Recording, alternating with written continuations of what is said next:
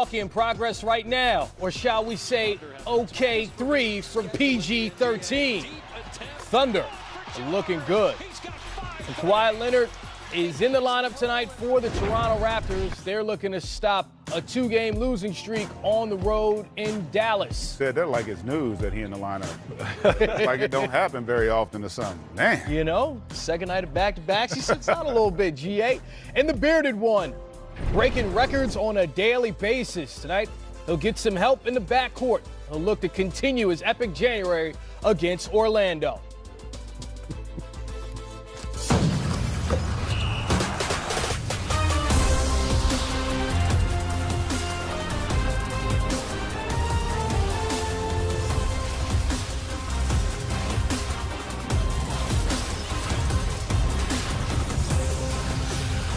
Chris Paul returning to the lineup for the Houston Rockets tonight. He's missed the last 17 games. The Rockets 12-5 without him because of one James Harden. Welcome to Game Time Live. Chris Miles here with our starting backcourt, Rip Hamilton, Greg Anthony. But can we get a Detroit basketball? Anytime any of you on the set, we have to start the show with that. Rockets and Magic, though, one of 4 games tipping off right now. It's only right that we start the show focused on a championship-caliber backcourt and how the return of a future Hall of Famer will affect a lefty on a run like none we've ever seen.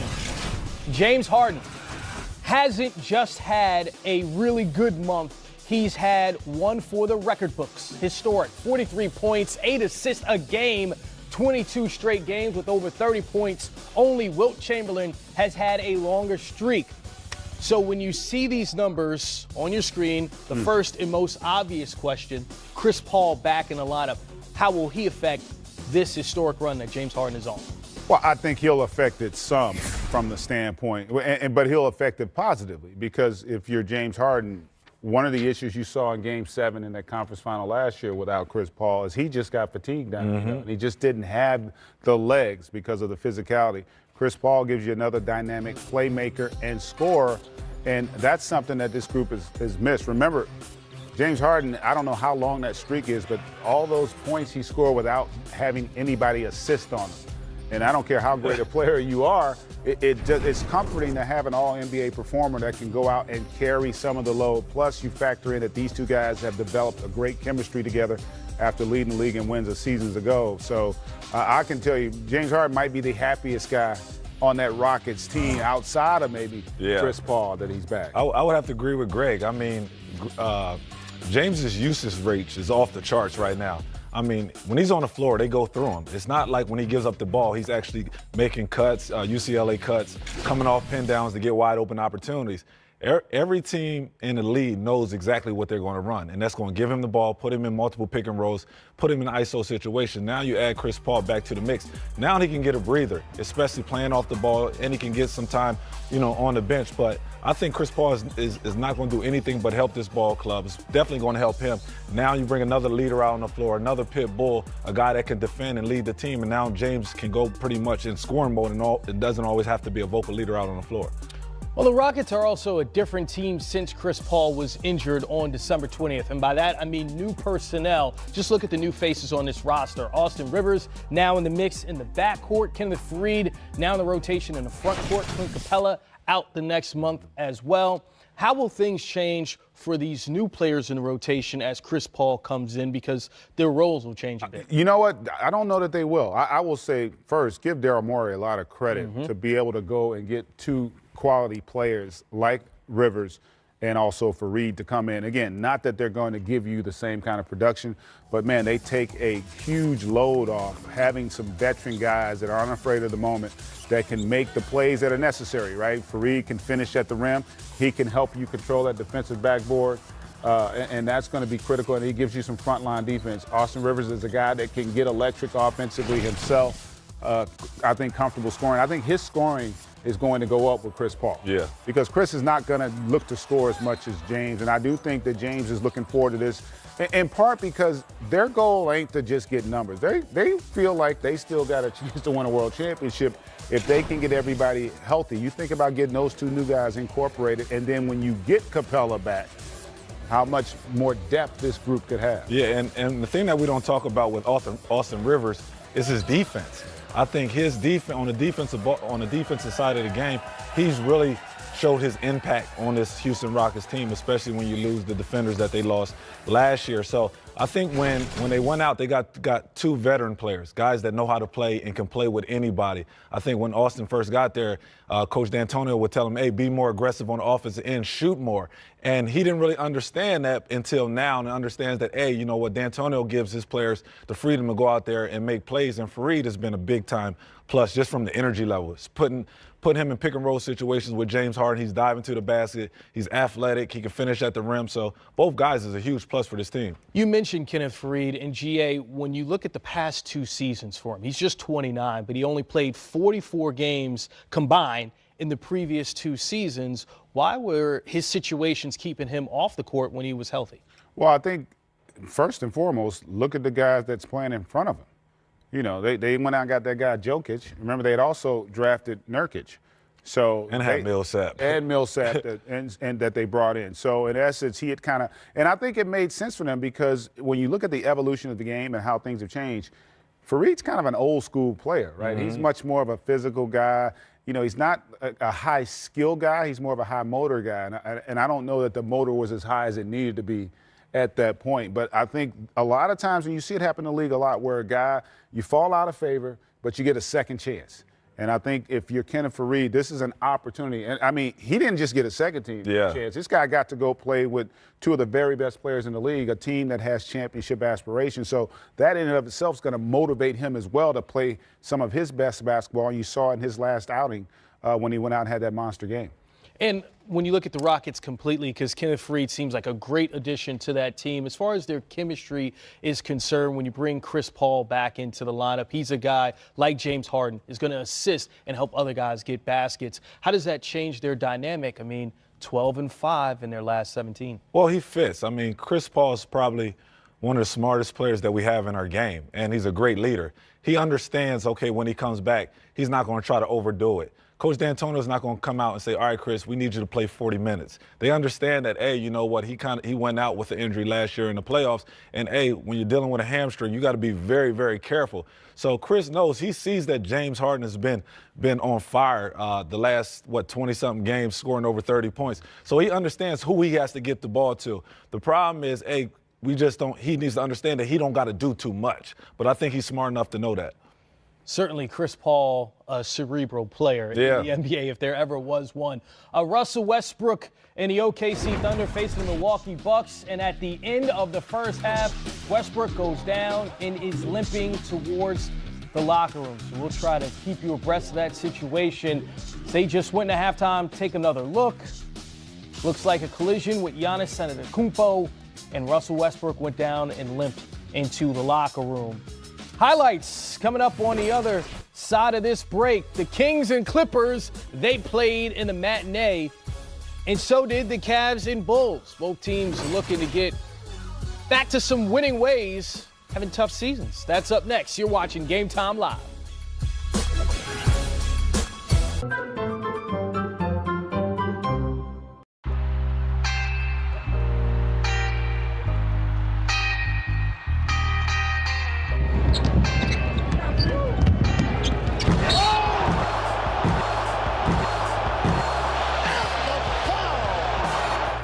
'96 All-Star Game, San Antonio.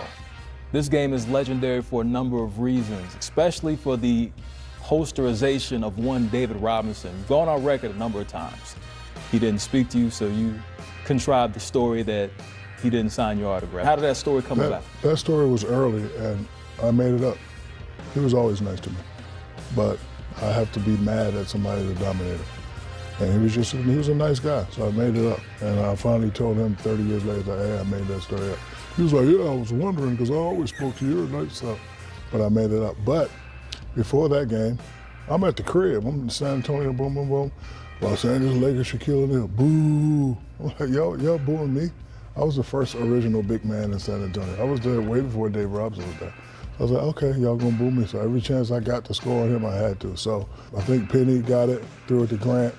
Grant gave me the bounce pass, and Dave Robinson was right there. I was like, ooh, got him. And I caught that thing back and I threw it down. Boom, and I looked back at Michael Jordan. He's my fraternity brother. When he gave me that sign, I just threw it up to Mike. You know, I had a pretty good game, and I thought I was getting the MVP, but that was the year that Mike came back and they gave it to Mike. Shaq played extremely well. I thought he was the MVP. I think he could have easily been. When he raises that trophy, are you saying that's my trophy? What are your thoughts? I'm saying it, but anytime they pick somebody that's better than you, you can't be mad.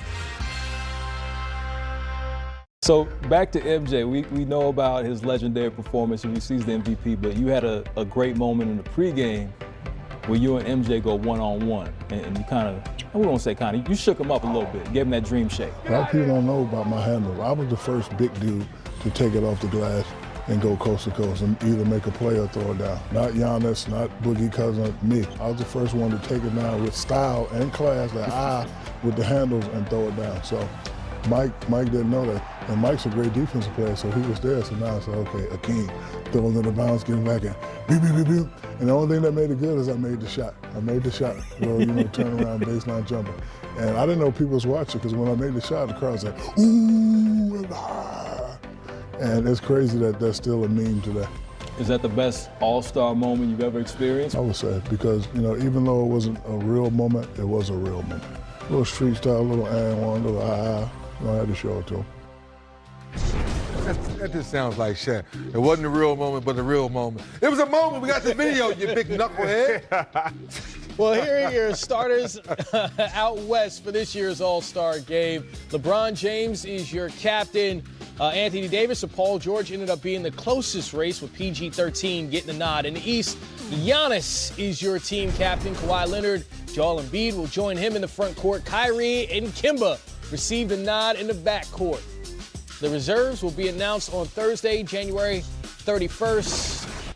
Now, there are guys out west playing at an MVP level not named All-Star starters. Nikola Jokic, Anthony Davis, they come to mind. So who do you have as your reserves out west? We'll start with you, 3D. Well, before you put them up, don't put it up yet. Here's why, because this may be the first year in a while, Tough Truth, that we were going back and forth in the back, where there's a few names. I'm just going to leak it out now because we all love Anthony Davis. Boom. But with the Pelicans, the 13th seed in the West, they're the 13th seed. Hold on, It's not his fault.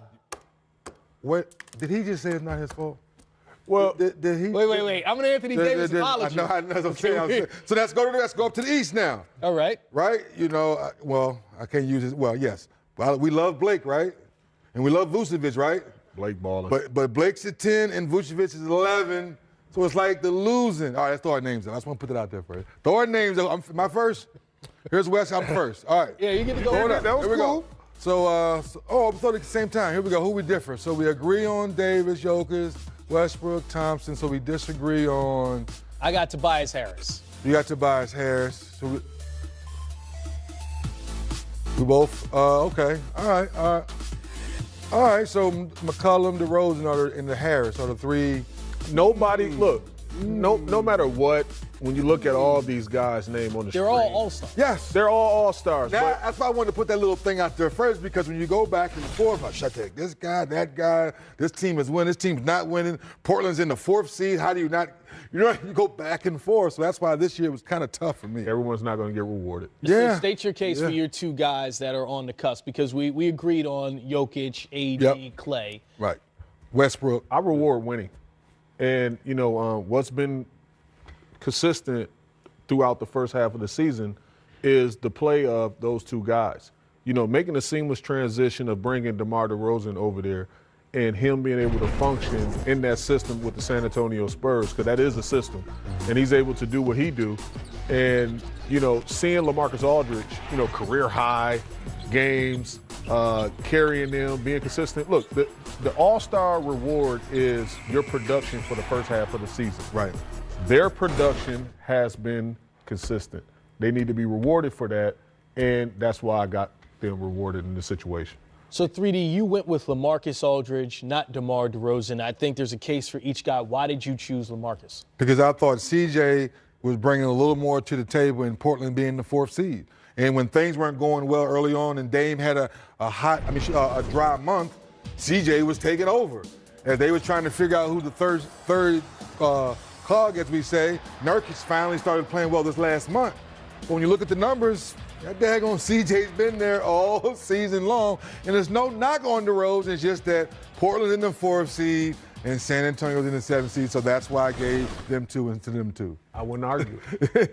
I love his game. Yeah. This is the thing about the Western Conference. It's tough. It's limited spots, but it's so much talent. You even can go with Tobias Harris. Look at the Clippers. Nobody had them being what they are in the playoff hunt, playing exceptionally well, losing Blake Griffin, losing DeAndre Jordan, losing all these guys and still balling. And I have people saying, well, the reason I didn't pick anybody from Utah because the first 3 months of the season, they were at the bottom. But they're in the 6th spot now, and nobody's picked Spider or Gobert.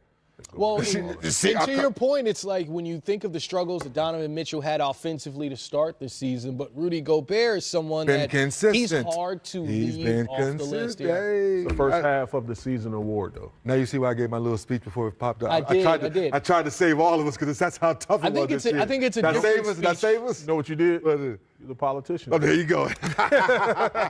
Before I hit y'all with the real news.